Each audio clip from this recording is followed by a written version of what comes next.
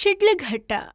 DCC ಬ್ಯಾಂಕ್ನಿಂದ ಕೋಲಾರ ಮತ್ತು ಚಿಕ್ಕಬಳ್ಳಾಪುರ ಜಿಲ್ಲೆಗಳ ಸಾವಿರಾರು ಕುಟುಂಬಗಳಿಗೆ ಆರ್ಥಿಕ ನೆರವು ಸಿಕ್ಕಿದ್ದು, ರೈತರು ಮತ್ತು ಮಹಿಳಾ ಸ್ವಸಹಾಯ ಸಂಘದ ಸದಸ್ಯರು ಬದುಕು ಕಟ್ಟಿಕೊಳ್ಳುವಂತಾಗಿದೆ ಎಂದು ಕೆಪಿಸಿಸಿ ಸಂಯೋಜಕ ಕಾಂಗ್ರೆಸ್ ಮುಖಂಡ ಬಿಪಿ ರಾಜೀವ್ ಗೌಡ ತಿಳಿಸಿದರು.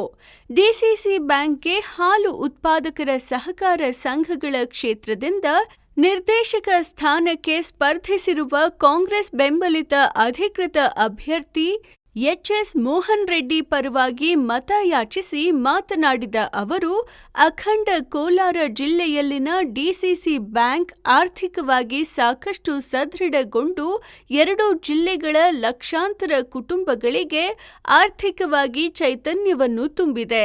ರೈತರು ಮತ್ತು ಮಹಿಳಾ ಸ್ವಸಹಾಯ ಸಂಘಗಳಂತೂ ಡಿಸಿಸಿ ಬ್ಯಾಂಕ್ನಿಂದ ಸಿಕ್ಕ ನೆರವನ್ನು ಜೀವಮಾನದಲ್ಲಿ ಮರೆಯುವಂತಿಲ್ಲ ಎಂದರು.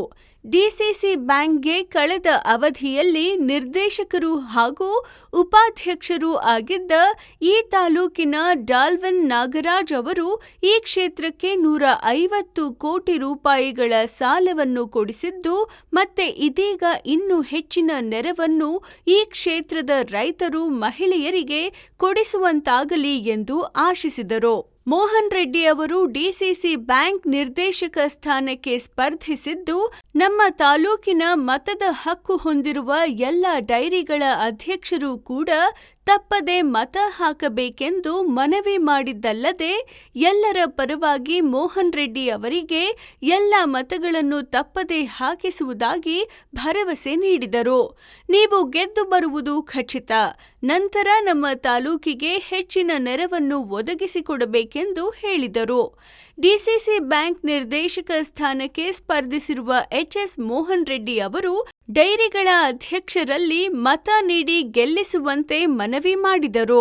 ಡಿಸಿಸಿ ಬ್ಯಾಂಕ್ನ ನೂತನ ನಿರ್ದೇಶಕ ಡಾಲ್ವಿನ್ ನಾಗರಾಜ್, ಕೋಚಿಮುಲ್ ಮಾಜಿ ಅಧ್ಯಕ್ಷ ಕೆ ಗುಡಿಯಪ್ಪ, ಮುಖಂಡರಾದ ವರದಣ್ಣ, ಟಿಕೆ ನಾಗರಾಜ್, ಡಿಪಿ ನಾಗರಾಜ್, ರಾಯಪ್ಪನಹಳ್ಳಿ ಅಶ್ವತ್ಥನಾರಾಯಣ ರೆಡ್ಡಿ, ಅಪ್ಪರ್ ಪಾಷಾ, ನಿರಂಜನ್, ಮೇಲೂರು ಮಂಜುನಾಥ್, ನಾಗರಾಜ್, ವೆಂಕಟೇಶ್, ಹಿರೇಬಲ್ಲ ರವಿಕುಮಾರ್ ಹಾಗೂ ಎಲ್ಲ 14 ಮಂದಿ ಡೈರಿ ಅಧ್ಯಕ್ಷರು ಹಾಜರಿದ್ದರು.